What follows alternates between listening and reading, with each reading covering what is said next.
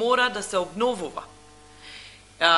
Би сакала да потенцирам дека показателите кои што значат продажба на нови возила во Република Македонија од 2007, 2008 и 2009 година, 2008 некаде 15.000 возила, 2007 12.500, 2009 ќе се заврши со 13.000, иако увозниците велат рекордни 19.000. Нашите анализи, значи, покажуваат друго, а ние имаме комплетни анализи, бидејќи тука се царините и ние имаме, значи, едни прецизни податоци за тоа колку точно нови возила се продадени. Значи, тоа покажува дека навистина многу мал број на граѓани, односно одредена категорија на граѓани на Република Македонија може да си дозволат да купат ново возило. Наспроти тоа, пак, бројот на половните возила во 2007, кој што бил некаде 4700, 2008 2650, 2009 3000 возила продадени, значи повторно покажуваат некоја тенденција на опаѓање, бидејќи и тие возила се речиси, да кажам, скапи за разлика од истите тие возила кои што може да се набават, нели, во Бугарија. Меѓутоа, сакам да потенцирам дека кога се работеше оваа анализа, ние дојдовме до одредени заклучоци, дека оваа мерка има многу повеќе позитивни влијанија.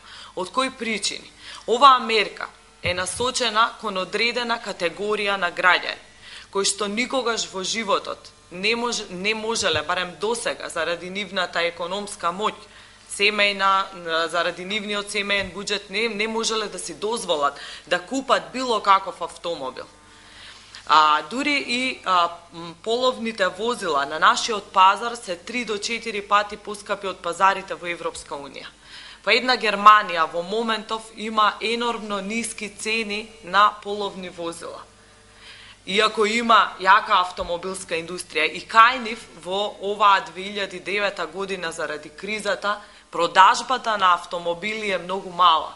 Па Германија во услови кога, нели, во трговскиот биланс автомобилската индустрија е некаде најгоре, значи таа, за да ја спаси својата автомобилска индустрија, гледа дека луѓето не купуваат возила, нема ни продажба на половни, не се купуваат нови возила, почна да прави некои субвенции, она што кај нас увозниците во јавноста во последните неколку дена го зборуваат и кажуваат дека еве на овој начин ние ова го бараме како нивни барања и ставови. Да, меѓутоа пратеничката добро кажа, доколку граѓанин кој што е навистина економски нема моќ, нема економска моќ, 1000 евра ваучер не му значи ништо. Од каде ќе ги најде останатите 8, 9 и 10.000 евра? Значи, навистина, таа категорија на граѓани повторно нема да може да си набави автомобил. А доколку државата субвенционира, како што бараат и увозниците на нови возила, тогаш значи дека државата зема од сите граѓани. Тоа значи субвенција, тоа се пари од буџетот, од сите граѓани, а повторно бенефитот, односно користа од тоа, ќе имаат само одредена категорија на граѓани кои што повторно економски можат да си дозволат да купат ново возило. Значи, во овие услови ние сметаме дека оваа мерка навистина е добра и дека ќе ги намали цените на возилата. Точно.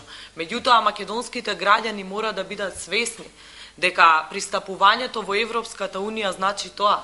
Значи еден пазар, ист пазар за сите, исти правила на игра. Значи, мислам дека неоправдано во моментов имаме високи цени на половни возила во Македонија и со оваа мерка би се овозможило секој граѓанин да дојде до собствено возило. И кога еднашка ќе купи возило, макар со еур-1, понатака истото возило, после 2 до 3 години, тоа старе, нели, ќе го замени со возило еур-2. Значи, едноставно ќе се создава една навика на граѓаните да одат кон побезбедно, подобро возило, со повисок стандард. и за тоа ќе му бидат потребни помалку средства. Да не се лажеме. Ако податоците покажуваат дека нашите околу 100.000 возила, еве третина од целиот пазар се со евро 0, значи ние сме по возен парк, може би во југоисточна Европа држава со меѓу најстарите возни паркови. Најлош возен парк. Емисијата на горива, емисијата на штетни гасови ја спомнуваат многу често. Кажа пратеникот Владко Ѓорчев. Значи, со самото ова, кога ќе воведеме ЕУР 1, ЕУР 2, ќе се исфрлат од употреба останатите возила кои што припаѓаат во другата категорија, па емисијата ќе се